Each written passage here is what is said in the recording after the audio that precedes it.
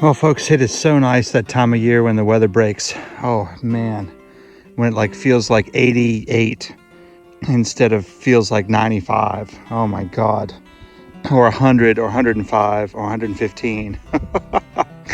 It is so nice out here. Oh my God, I'll take 88 any day. All right, let's get digging today and see what we can find. Back soon. I love seeing signs like this, old stoneware. This one has a pour spout, so that's probably some sort of a stoneware master ink, I would say. Something similar, maybe an oil, I don't know. Y'all tell me what you think in the comments, but that's cool. Hey everybody, I've got a ribbed finial here, just flopped out of the hole. Glad to have that. It's so dry out here right now. Cool. That was probably on a tobacco tin, but it could have been on a lidded jug or any other item that had these. Either tin item or pewter item. Probably tin. Cool. Well, folks, I think I may have a flat button here finally. Yep, sure is.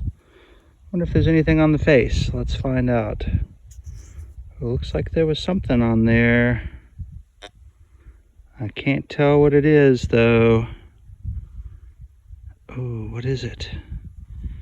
Looks like a lined design. That may be a military button. Could be a civilian button. I see a lined design there. So I will clean that up when I get home. I'm not recognizing anything. Could just be civilian, but that's a great sign. It's an old button. Keep digging. Folks, I just made a great find. I broke this little clod in two, expecting a piece of can because it read low. And I'm sure it was because it was turned weird to the coil. I mean, you know, in this hobby, people, you can dig the bangers, but you're going to miss the truly great stuff. You might get some coins, but you're going to miss the truly great stuff. And I just broke this clod in half. And I just saw that and it had a little bit of detail on it right around there. And I thought, is it a silver ring? It absolutely is a gorgeous twin heart ring. And it looks like it might be complete, just bent under there. So it might be broken, it might be complete. I don't know. It would definitely be a candidate to have a master jeweler restore it. It's probably a coin silver ring, and it's probably 140, 150 years old. I'm just stoked by that. Oh man, what a special find. All right, I'm gonna, rather than break this out and risk bending or breaking anything that's there, I'm gonna wet this clod and let it soak a little bit, and then I'll pull it out. So I'll be back. Let's see if it's complete. Well, folks, I'm back and I busted that out of the clod. It is indeed broken. I think it's broken. Yeah, there's a piece of it missing over there. And that's a shame, one side of it.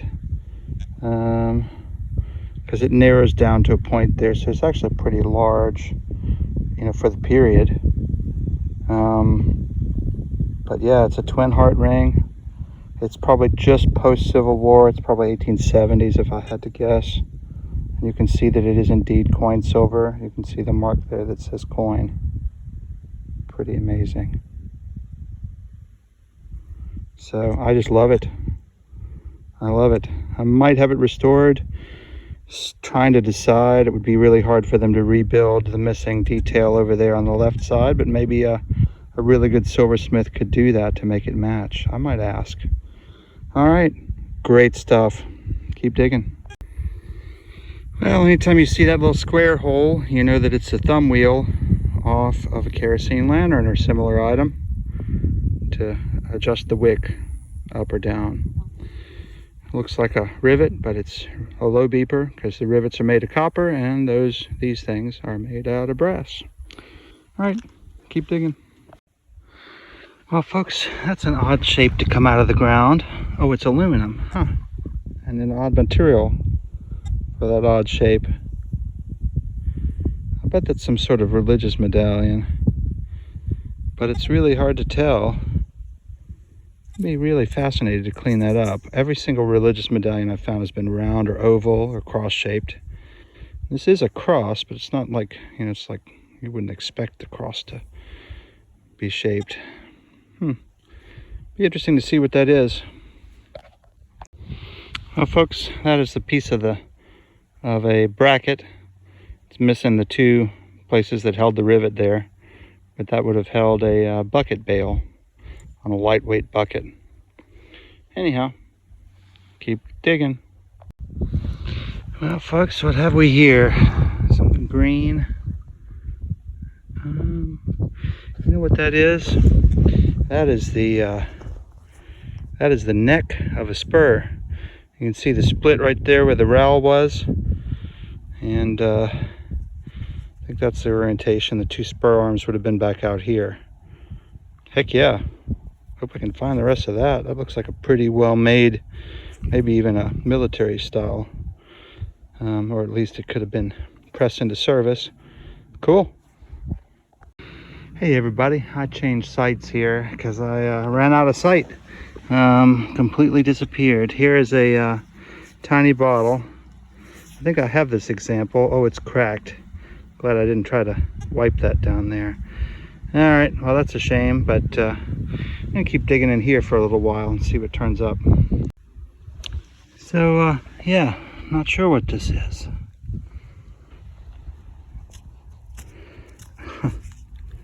It's perfectly round. It's made of stone. I don't know what that is. Well, I'm saving it. Never seen anything like that before. Not sure. But it is definitely stone or some sort of material. No clue. It's half of a sphere. Well, here is a lone marble. I wish I had Mr. Flippy, because that is right in there. Really in there. Come on. Gosh. I'll get it eventually. There we go. Pretty nice looking marble. I think I might go eyeball a little bit. I'm about done with this field. It's just been a bunch of aluminum can and junk. So this gives me an idea. I'll be back in a bit. Hey, Mr. Flippy, look at this beautiful eyeballable field out here. Oh yeah, Mr. Bucka Boy, let's go do some eyeballing. All right, Mr. Flippy, let's go. Well, I have the first find right here. Mr. Flippy's excited. Oh, I'll flip it out for you, Bucka Boy. Here's marble, washed out. Looks like maybe a cat's eye. Not too old. Let's go. Well, folks, I got several finds here in the same frame. Let's play Can You Spot Them? Yep, you can probably see that one pretty easily. That's some sort of a button. But also up here hiding at the tip of Flippy is a marble. Let's get the marble first. Got a white and yellow marble here. It is plow dinged. Cool. And that may be a bone button. Yep, it sure is. That's old. That's awesome. That is a bone button. Great. Another marble here, peeking out of a clod. Oh man, it's hard in there. I had to just break it out. Cool. Oops. Yeah, cat's eye. Well, let's play Find the Find. Can you all see it? This one's a tough one. I'll give you a second or two to see if you can spot it. And I'm going to zoom in here. Right there. Hiding. Marble. Cool. Nice. Very cool. Well, folks, I almost walked past this. I think that might be another bone button. Just maybe. Sure is. It's complete. Nope, it's chipped. But I like these things. That's just really cool. Pretty wild. Well, folks, this is an extremely heavy piece of lead. Holy crap. I don't know how much that weighs. 15 pounds, 20 pounds? That's a lot. I can barely lift it. It's giant. But that's going to be some good lead recycling. All right, folks, it's time for Find the Find. I'll give you a couple of seconds here to see if you can locate it. Yep, it's right here. And that's only one of the two finds in the frame. Second find is right there. Got two marbles. Let's get the first one.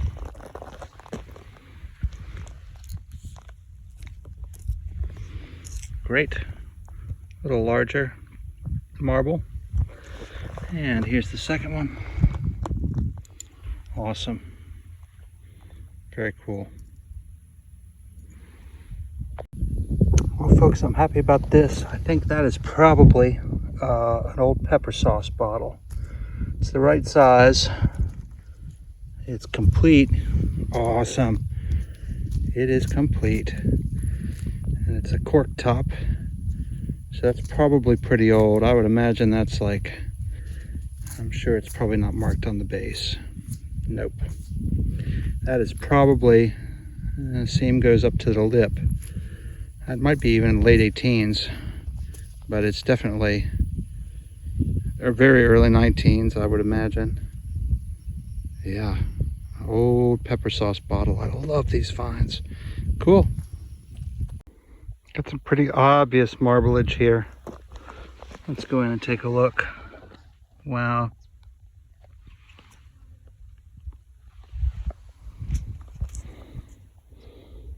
Very nice. And more marbleages. This one looks like it's chipped a little bit there, unfortunately. Oh, it's broken in half. Half of a marblage. Hey everybody. So here's another marble.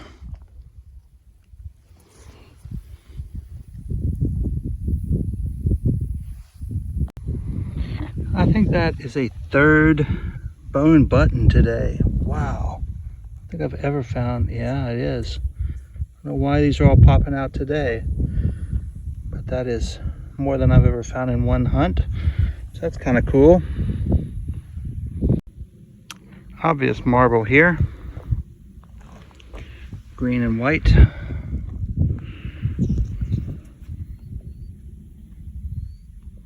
Nice. I got a surface coin here. Pretty cool.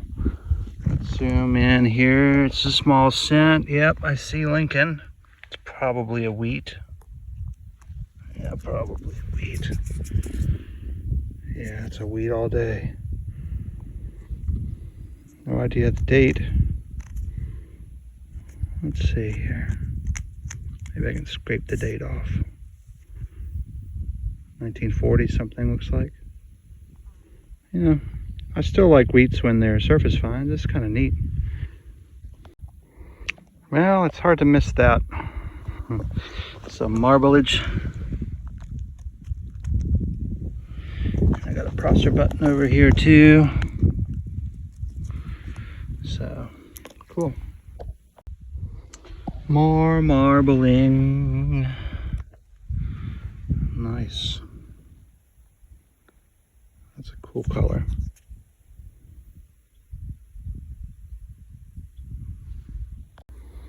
Got some more marblage here. Great.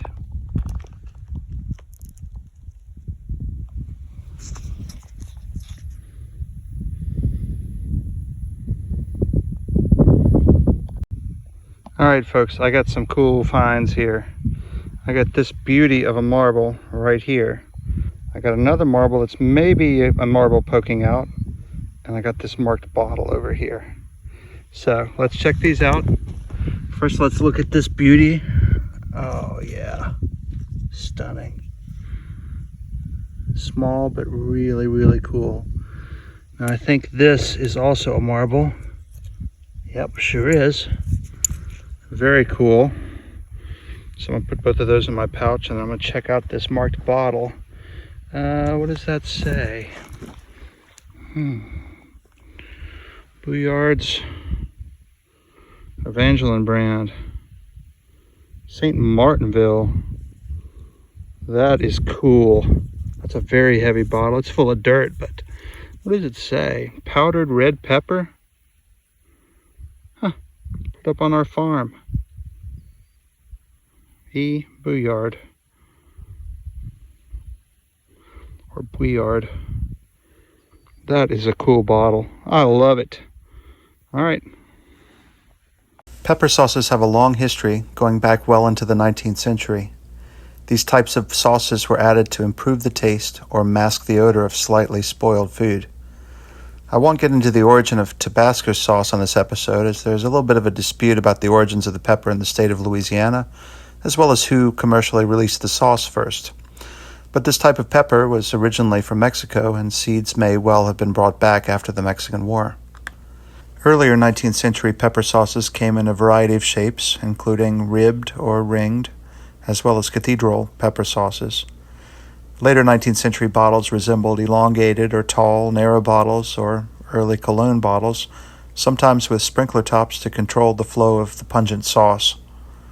Sometime around 1900, the Bergman and Company Pioneer Pickle Factory in Sacramento, California, began selling Bergman's Diablo pepper sauce in 5-inch tall bottles with narrow necks, which resembled the typical hot sauce bottles we see today.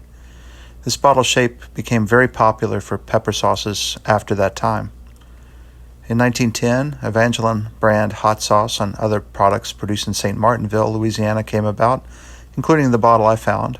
Evangeline brand still survives today as Peppers Unlimited. The 1920s were a huge decade for Louisiana pepper sauces. In 1920, in New Iberia, 2 pepper farmers combined forces to produce Frank's Louisiana Red Hot sauce. In 1923, Crystal brand hot sauce got its start. And in 1928, original Louisiana hot sauce brand was begun. That same decade, Trappies expanded their operations around the state, and all 4 of these brands are still around today. Today, 35 different brands are producing hot sauces in Louisiana. Now back to the show. After that red pepper bottle, I found 2 or 3 of these necks for pepper sauces. So, these people, whoever lived here, really loved their pepper sauces. I think it's cool. I just think it's so cool. So neat when you can see, oh gosh, here's more marbles. Here's 2 marbles right here. 1 and 2. I just think it's so cool when you can pinpoint a little bit about what people liked or what people did. That's so cool. Back to eyeballing. Well, folks, I got another surface coin. Can you see it? It's right here. Another small cent. Probable wheat. Hope it's an IHC, but you never know. Is it? I don't know what that is. I think it's a wheat. I think that's the obverse, and that's the reverse. Cool. Got a really pretty marble here. Really pretty. Oh my gosh. That's awesome.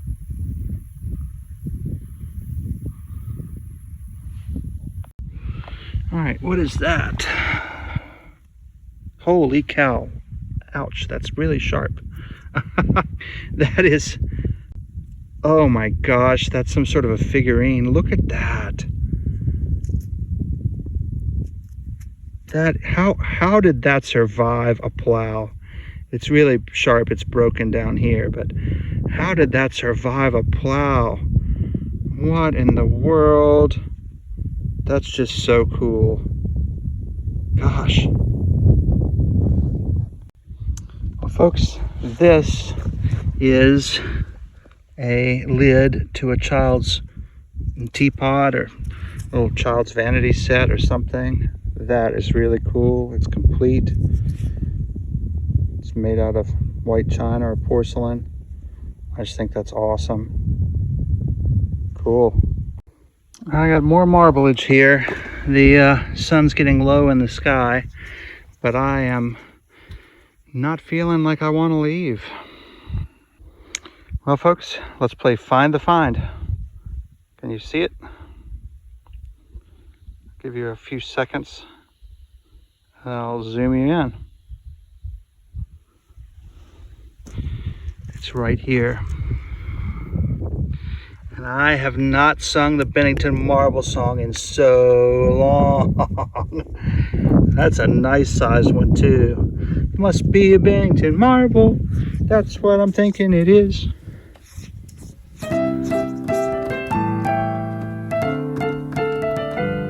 Awesome.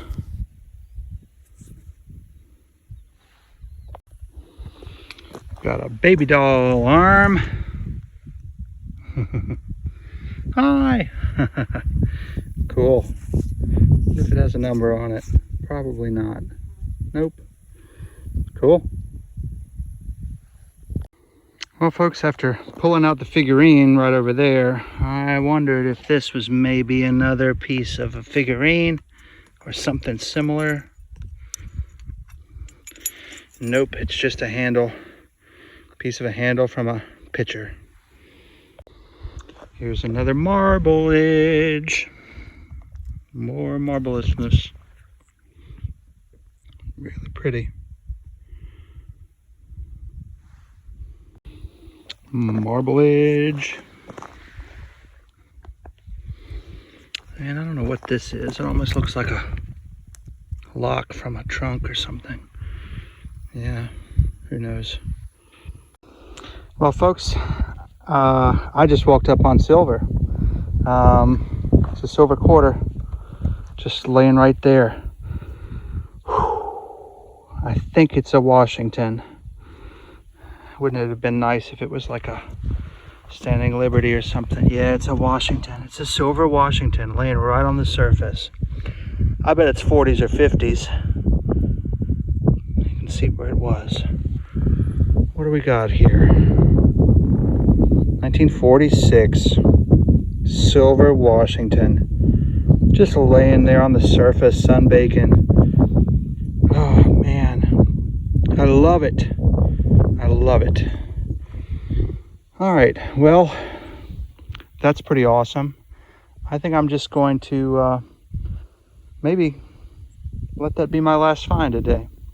Sun's really low. The mosquitoes will be out soon. Stay tuned for the finds wrap up. Hey everybody, I'm not filming all the trash and junk that I found, but I got this weird, looks like some sort of a hard rubber ball that's busted in half. No idea what that is. Baby doll arm, marble, cream jar, got harmonica reed and that bail, bucket bail bracket thing. So I got a Baker and Company piece from Stoneware in that first field, and a trouser button, tack button. Got a piece of an oil lantern, some sort of a bag seal and or bail seal. Got a piece of cuff link there.